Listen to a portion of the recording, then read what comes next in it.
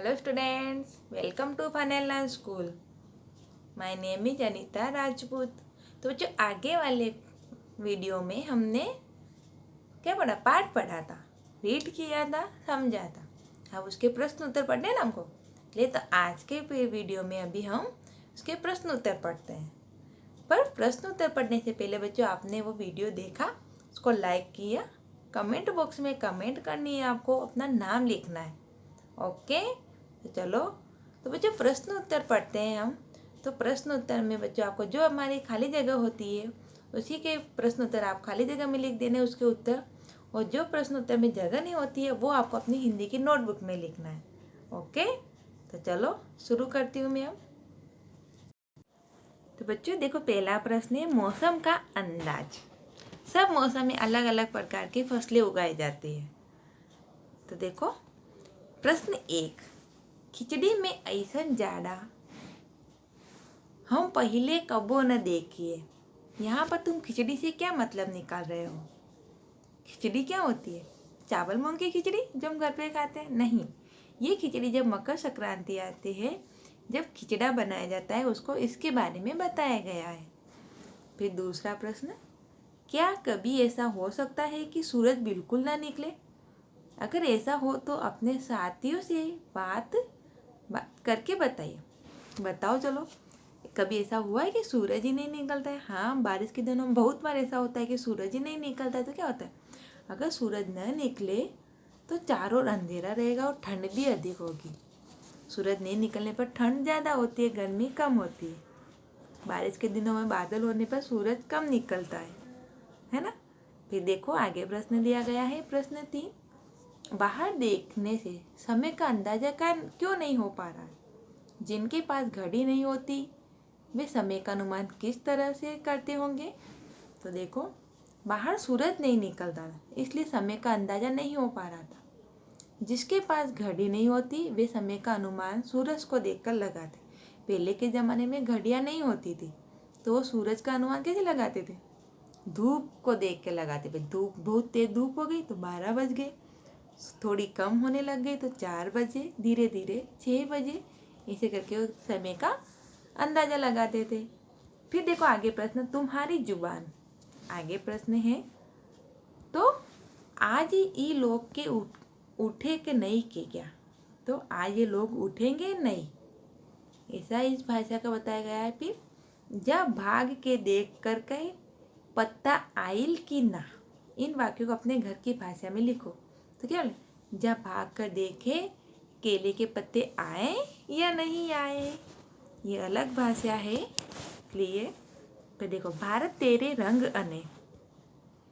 तो विविधता हमारे देश की पहचान है। विविधता मतलब अलग अलग, हमारे देश में सब अलग अलग जाति के लोग रहते हैं, अलग अलग वेशभूषा पहनते हैं, अलग अलग खान पान खाते हैं। तो हमारा देश क्या विविधता वाला देश है। फसलों का त्योहार हमारे देश के विभिन्न रंग रूपों का एक उदाहरण है। नीचे विविधता के कुछ और उदाहरण दिए गए हैं। 5 बच्चों के का समूह एक एक उदाहरण ले और उस पर जानकारी इकट्ठी करें।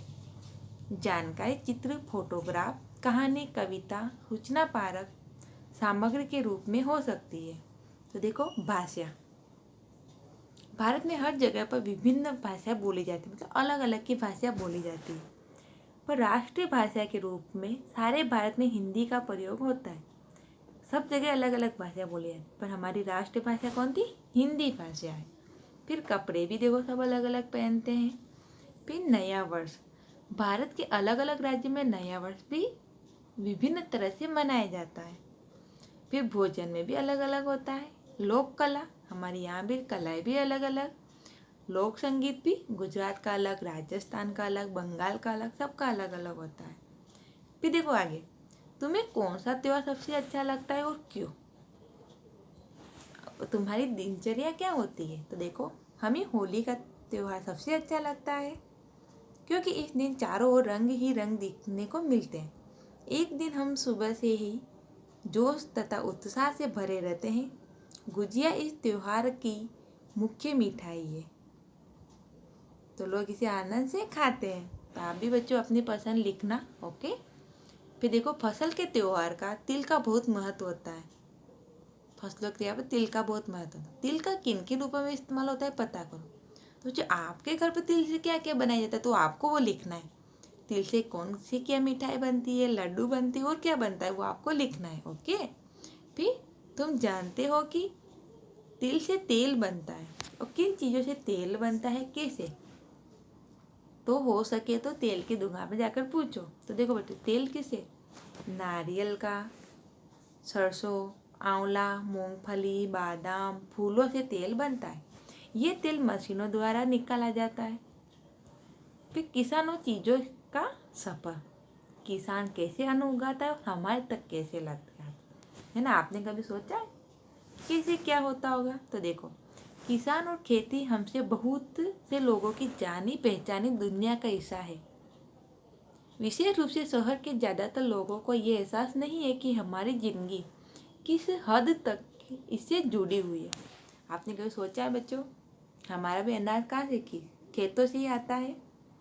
कैसे खेतों में अन्न उगता है, कैसे हमारे घर तक अन्न आता है, तो उसके लिए बताया गया है। वहाँ कहाँ से किसानों हमारी जिंदगी भूमिका को हम समझ पाए।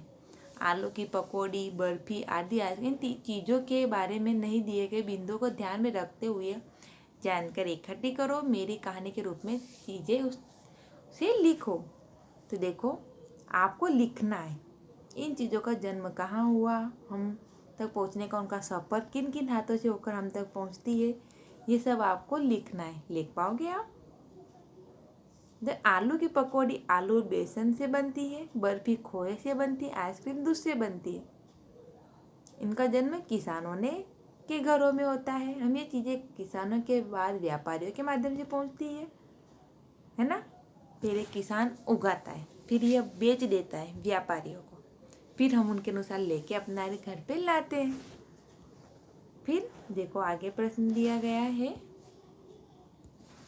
गया शहर तिलकुट के लिए प्रसिद्ध है। हमारे देश में छोटी बड़ी ऐसी कई जगह है जो अपने खास पकवान के लिए मशहूर है। अपने परिवार से लोगों को पता करो, है ना?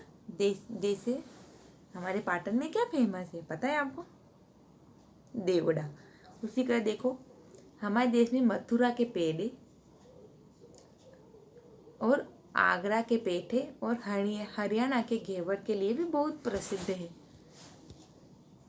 फिर देखो आगे कहा, पिछले 2 वर्षों में तुमने काम वाले शब्दों के बारे में जाना है। इन शब्दों को क्रिया में कहते हुए, क्योंकि क्रिया का संबंध कोई काम करने से ही है। हमने ग्रामर में पढ़ा ना, क्रिया किसे बोलते हैं? जो काम करता है उसको क्रिया बोला जाता है। नीचे खिचड़ी बनाने की विधि है, इसमें बीच बीच में कुछ क्रियाएं छूट गई, उनकी क्रिया का प्रयोग करते हुए ये पूरा करो। तो देखो, सामग्री सब दी गई है, क्या क्या डालते हैं हम? अदरक डालते हैं, लहसुन, इलायची के दाने, पानी, मूंग दाल, ये सब बनाने की विधि दी गई है ना? उसको कैसे बनाएंगे? इलायची, दालचीनी, लौंग में ये सब मिला के, इलायची, दालचीनी, लौंग में थोड़ा थोड़ा पानी डालते हुए पीस लो और अदरक और लहसुन को इकट्ठा पीसकर पेस्ट बनाओ। दाल को कढ़ाई में डालो, धीमी आंच पर सुनहरी भूरी होने तक भून लो। अब दाल निकाल कर पीस लो। तेल को कुकर में डालकर गर्म करो। तेल गर्म होने पर तेज पत्ते और जीरा डालो। जब चटकने लगे तो प्याज डालकर सुनहरा भुना बुरा तक होने तक भूनो। अब अदरक लहसुन का पेस्ट डालकर कुछ मिनट तक भूनो। धुली हुई दाल, चावल और सब्जी डालो, अच्छी तरह मिलाओ और शेष पानी 4 प्याले डालकर एक बार हिलाओ। कुकर बंद करें, तेज आंच पर पूर्ण प्रेशर आने दो। अब आंच तेज करके 4 मिनट तक पकाओ। भाप निकल जाने पर कुकर खोलो, मसालों का पेस्ट मिलाओ। खिचड़ी घी, हींग, जीरा, साबुत लाल मिर्च सेक कर परोसो। ये हमारा बन गया। क्या बना ये हमारा? तो ये इस तरीके से देखो बच्चों, ये हमारा बन के तैयार हो गया है। कैसा लगा? तो आप भी घर पे ट्राई करना इसे बनाने का। ओके, तो ठीक है बच्चों, ये हमारे प्रश्न उत्तर थे जो हमने पढ़े हैं। 3 प्रश्नों को बच्चों आप पढ़ना। आगे वाले लेक्चर में हम क्या करेंगे, मतलब लेक्चर मतलब हमारा वीडियो, तो उसमें हम उसकी वर्कशीट पढ़ेंगे। इसमें जो मेन हमारे जो नए शब्द आए हुए हैं, ग्रामर के आए हैं, वो सब हम आगे वाले वीडियो में पढ़ेंगे। वीडियो को देखना, वीडियो को लाइक करना, कमेंट बॉक्स में अपना नाम लिखना। Okay, bye bye.